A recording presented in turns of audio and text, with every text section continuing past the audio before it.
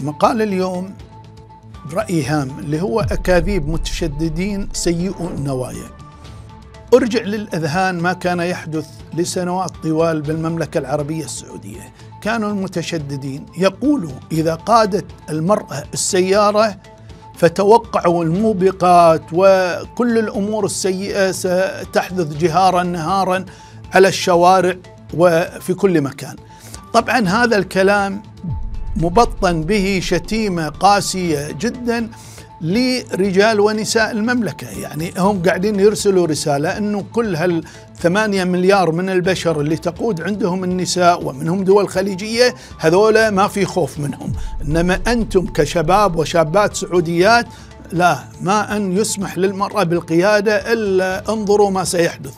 طبعا القيادة السعودية الحكيمة سمحت، ولم يرى حتى هذه اللحظة حادثة واحدة بها ما قالوه سيء النوايا اللي اتهموا يعني دون بينة يعني الشعب السعودي والشباب السعودي، بل قبلوا بالخلوة غير الشرعية. كانوا يقبلوا أن سائق السيارة يختلي بالمرأة، هذا ما يخالف، بس أن تقود المرأة السيارة لا، هذا ما يصير.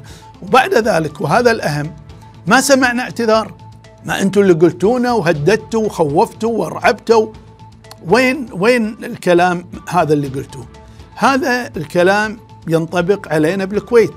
اليوم الكويت رفعت شعار المركز المالي، وطبعا ليش رفعنا شعار المركز المالي والسياحي؟ لأنه ما في بديل، ما يصير، احنا صحراء لا زرع ولا ضرع. إذا ما نعمل ما عمله الأشقاء عندنا بالمنطقة من فتح البلد حتى يأتينا 10 و20 و30 مليون سائح ومستثمر، البديل يعني صعب. وهنا مرة أخرى يأتي المتشددين ويقولون إذا فتحتوا البلد يعني ابشروا بالشرور وعظائم الأمور، وهذه شتيمة لنا وشتيمة لشعبنا وشتيمة لشبابنا، لأنه هذا الأمر اللي يدعونه هم نفسهم قبل غيرهم، وإحنا جميعا نروح للدول الخليجية المنفتحة، الدول العربية، الدول الإسلامية، الدول الأوروبية، وهم ما يروحون إلا حق هالدول. عمرنا ما سمعنا منهم أحد راح مثلا إلى أفغانستان، مع أن أفغانستان بلد جميلة وكانت منتجع لحتى أثرياء إيران، مع ذلك ما حد يروح لها لأن فكر التشدد هو السائد. فهم كذلك مرة أخرى يعني يزمعوا من هذا الادعاء أن إذا فتحتوا البلد راح يعني البلد راح تدمر من الموبقات والشرور وغيره، وهذا كلام مو صحيح، لأنه مثل ما ذكرنا في شتيمة. الأمر الثاني غير مثبت بدلالاتهم هم، لما يروحوا ما يسافرون لها الدول وما يشوفوا اللي هم يدعوه.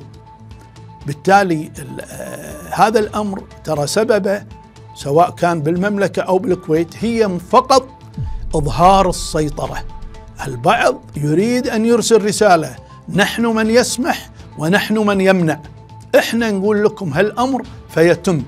إنما السؤال الأول اللي يعني قلناه وذكرناه بالمملكة وسألناهم في حينه أن هذه شتيمة، وأنه ليش وين الدلالة عليها؟ كالدول الخليجية اللي من نفس النسيج السعودي ما يسوون، وهذا اللي ثبت لاحقا. احنا نسأل نفس السؤال، طيب وين الدلالة والقرينة؟ كالكويتيين يروحون البحرين ودبي والدوحة وعمان وغيره ولا يشاهدوا شيء مما يرعبون ويخوفون فيه. السؤال الأهم، أنتم اللي تقولون هذا الكلام، شنو بديلكم للكويت؟ المركز المالي المرتبط بانفتاح البلد، ما يخالف، راح نغلق البلد بناء على أوامركم وإظهار السيطرة وحب الهيمنة.